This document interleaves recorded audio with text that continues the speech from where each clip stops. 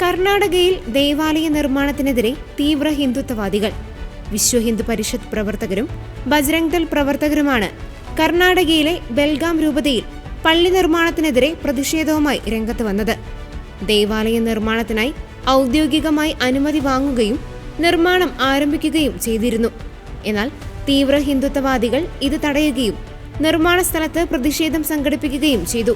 ഇത് പ്രദേശത്ത് വലിയ സംഘർഷാവസ്ഥയ്ക്ക് കാരണമായിരുന്നു. ക്രമസമാധാന നില തകരാൻ സാധ്യതയുണ്ടെന്ന റിപ്പോർട്ടുകളെ തുടർന്ന് സഭാ അധികൃതർ സർക്കാരിന് സഹായം തേടുകയായിരുന്നു.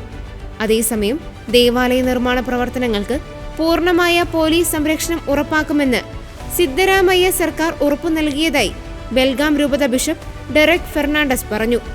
മതസ്വാതന്ത്ര്യവും ആരാധനാലയങ്ങൾ നിർമ്മിക്കാനുള്ള ഭരണഘടനാപരമായ അവകാശവും സംരക്ഷിക്കപ്പെടുമെന്ന് സർക്കാർ വ്യക്തമാക്കി.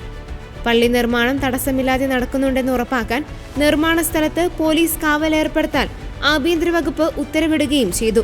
സമാധാനപരമായ അന്തരീക്ഷം തകർക്കാനോ നിർമ്മാണ പ്രവർത്തനങ്ങൾ തടയാനോ ശ്രമിക്കുന്നവർക്കെതിരെ ജാമ്യമില്ലാ വകുപ്പുകൾ പ്രകാരം നടപടി സ്വീകരിക്കാൻ പോലീസിന് നിർദ്ദേശം നൽകിയിട്ടുണ്ട്. സർക്കാരിന്റെയും പോലീസിന്റെയും കൃത്യസമയത്തുള്ള ഇടപെടലിനെ സഭാ നേതൃത്വം സ്വാഗതം ചെയ്തു. തങ്ങളുടെ വിശ്വാസപരമായ അവകാശങ്ങൾ സംരക്ഷിക്കപ്പെടുമെന്ന ഉറപ്പ് വലിയ ആശ്വാസമാണ് നൽകുന്നതെന്ന് അവർ അറിയിച്ചു.